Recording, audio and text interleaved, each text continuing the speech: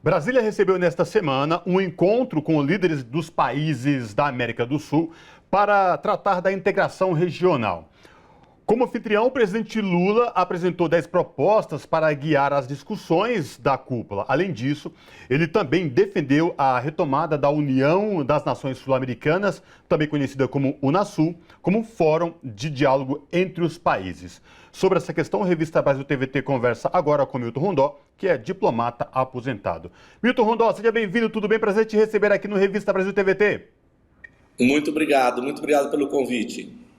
Milton, vamos falar desse encontro aqui no Brasil, hein? Lá em Brasília. O presidente Lula organizou, via sua Ministério de Relações Exteriores, esse encontro com representantes de chefes de estados aqui da América do Sul.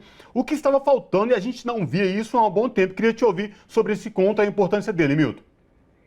Olha, é fundamental, né? Porque a nossa, até pela Constituição, né? O artigo 4º da Constituição diz que um dos parâmetros da política externa tem de ser a integração latino-americana, né? Portanto, nós estamos cumprindo a Constituição, o que não é pouco, né? Em segundo lugar, evidentemente, você tem na região a possibilidade de retomar a industrialização do Brasil. Nós vimos os dados ontem, né, de crescimento do PIB, mas de um crescimento quase que exponencial, enfim, né? Graças à super safra de soja do agro, né? O que é muito bom, mas tem de vir acompanhado da reindustrialização. Nós vimos uma queda na industrialização brasileira, o que vem acontecendo há algumas décadas, na verdade, né? E isso é muito preocupante, porque isso prejudica os termos de troca, né? Ninguém se desenvolve só vendendo, exportando produtos agrícolas, né? Porque há uma deteriorização dos produtos agrícolas, nos termos de troca, com relação aos produtos industrializados, né? Então é muito importante que essa integração possa permitir a toda a América Latina, não apenas ao Brasil, né, uma reindustrialização, né? A gente vê o caso do Uruguai, por exemplo, né, com um custo de vida altíssimo, porque praticamente só exporta carne, né, só produtos do agro, né, principalmente a carne, né? Então é muito importante, até eu acho que o Brasil poderia fazer um esforço nas fronteiras, né, nas cidades fronteiriças que estão muito deprimidas, né, fazer um esforço de desenvolvimento, de investimento, né, do BNDES nas cidades fronteiriças para reindustrialização, que teria um reflexo importante nos países fronteiriços, inclusive diminuindo o tráfico de arma, diminuindo o tráfico de pessoas, etc., né, inclusive de drogas, né. Agora, eu gostaria de escutá-lo sobre algo que foi ventilado, que é a reestabilização da Unasul, né? Fazia um tempo, inclusive, que, como o Cosmo colocou, que esses países não se reuniam, cerca de 7 anos, mais ou menos, que isso não acontecia, e houve uma grande representação, né? Foram 11 nações reunidas, bastante representativo. E a Unasul, retornando, é uma boa para o Brasil? É uma boa para os vizinhos também nossos aqui? Sem dúvida. Vamos lembrar que a Unasul é uma criação brasileira, né? Não gosto muito de colocar isso, mas até foi meu chefe, o embaixador Samuel Pinheiro Guimarães, que era o secretário-geral do Itamaraty, que idealizou a Unasul, né? Nós saímos depois do golpe, porque o golpe foi para que a gente deixasse de ser nação soberana, né? Quem promoveu o golpe, enfim, queria nos recolonizar, né? Como sempre, como foram todos os golpes aqui, o de 54, o de 64, né? Para isso são os golpes de Estado, não só aqui, mas em todo o sul do mundo, né? Então é muito importante a gente retomar esse esforço, essa marcha, nesse momento que a gente tem ainda, embora o desemprego tenha caído, mas temos ainda índices muito altos, né, de desemprego em toda a região, inclusive, né? Por conta das políticas neoliberais, né, a gente possa aproveitar essa mão de obra ociosa, né, e gerar emprego, né, gerar infraestrutura que nos conecte melhor, porque como ex-colônias, a nossa infraestrutura está toda voltada para o norte, não para os contatos e para as trocas entre nós, né? Então é muito importante que a gente possa fazer isso, né? E eu acho que assim, há áreas, inclusive, que, embora as áreas selecionadas para essa reunião tenham sido prioritárias, me chama a atenção duas, por exemplo, que eu acho que seriam importantes, que possam entrar no futuro. Em primeiro lugar, a concertação diplomática, né? Nós vemos a concertação na área de defesa, mas, enfim, a defesa vem depois da diplomacia, né? Quando a diplomacia não funciona, é que entra outros argumentos, como dizia o Clausewitz, né? Que a guerra é a diplomacia por outros meios, né? Enfim. Então, eu acho que isso, eu senti falta disso, né? E nós já tivemos vários esforços de pacificação muito exitosos na região, né? O grupo de Contador e Apoio, que depois vira Grupo do Rio, é um exemplo muito claro disso. Impediu uma invasão, né, na América Central, que estava pronta pelo Reagan para ser executada na Nicarágua, né? Portanto, me chamou a atenção que a gente não tivesse feito isso, quando a África, por exemplo, está fazendo isso, né? Você tem 6 chefes de Estado africanos que estão articulados sob coordenação da África do Sul para o esforço de pacificação entre Rússia e Ucrânia, né? Então, isso me chamou a atenção, que eu acho que, enfim, espero que o Itamaraty esteja atento a isso e que possa recuperar isso, né? E o segundo tema, que também me chamou a atenção, é o turismo, né? Você vê a Espanha, por exemplo, uma potência, né, em turismo. O turismo é uma atividade econômica importantíssima, né? E a gente, infelizmente, inclusive para a formação, né? O turismo é muito formativo, né? E a gente deixa isso, infelizmente, enfim, num segundo plano, que um pouco me chamou a atenção. E até para que, de novo, volta a questão fronteiriça, quer dizer, que não seja uma integração que passe por cima da cabeça das pessoas, uma integração entre Brasília, Buenos Aires, Assunção, etc. Não é? Tem que ser uma integração das pessoas, principalmente das fronteiras, né? Milton, nesse encontro com os chefes de estados aqui da América do Sul, o presidente Lula lançou 10 pontos a ser convergidos aí em comum acordo entre todos eles. O que chamou a atenção também é de uma proposta de uma moeda para a negociação dos acordos bilaterais que fuja do dólar. Queria te ouvir também sobre essa proposta. Isso é excelente, porque se você for pegar, por exemplo, a inadimplência da Venezuela se deve a sanções internacionais e que impedem de conseguir dólares, de conseguir moeda forte, enfim, né? Ela tem como pagar, mas ela não tem acesso aos dólares. Portanto, é fundamental que a gente possa buscar outras formas de comércio entre nós que não passem pelo dólar. O mundo inteiro está fazendo isso, né? Os casos mais evidentes são da China, da Rússia, mas o mundo todo está buscando isso porque é lógico, enfim. Não faz o menor sentido você ter uma única moeda de reserva internacional, enfim. Milton, eu queria falar um pouco mais sobre a representatividade de colocar todos esses países juntos no momento, inclusive, em que há diferentes visões políticas pelo nosso continente, né?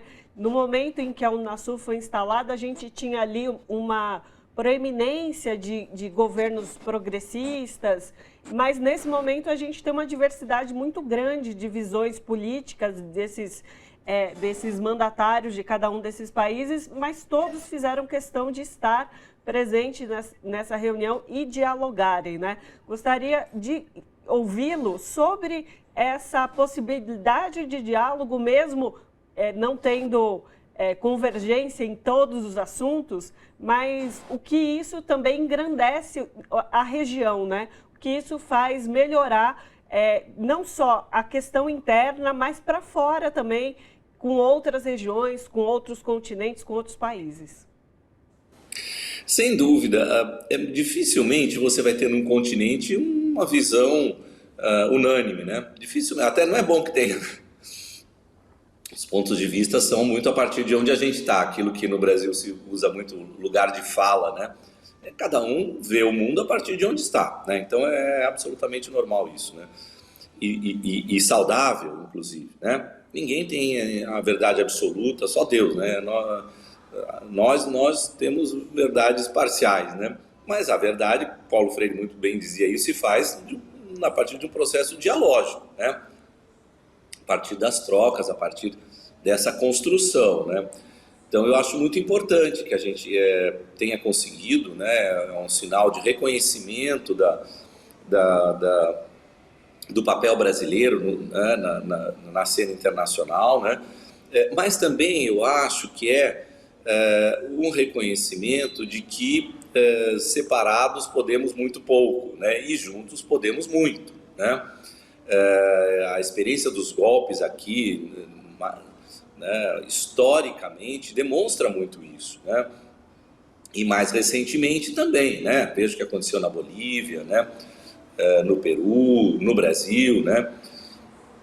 Então, enfim, é muito importante a gente poder tá unido, e isso muda muito, né? Isso muda para o continente todo, né? Na medida em que a gente tenha políticas discutidas com os vizinhos, concordadas, há desenvolvimento para todos, né? Não interessa a ninguém ter uma situação de crise no continente, né? Eu cito de novo o continente africano, quer dizer, né? As potências do norte fizeram o desastre que fizeram na Líbia, veja agora as consequências. No Sudão, o que está acontecendo no Sudão é uma consequência do que aconteceu na Líbia. Quem financia as milícias no Sudão com armas e com combustível é o sheik que domina o leste da Líbia. Então, tudo isso a partir de um erro gravíssimo de intervencionismo neocolonial das potências europeias e dos Estados Unidos da América, né? Olha tudo que isso gerou, né? Mas neste momento a África, justamente por conta dessa lição, entre aspas, decidiu que quem vai resolver aquilo são eles, né? São os próprios africanos. Eles não querem que os países do norte venham fazer mais desastre do que já fizeram, né? Então, isso é muito interessante, né? E a gente vê também os países do Oriente Médio, né? A Síria readmitida na Liga Árabe, né?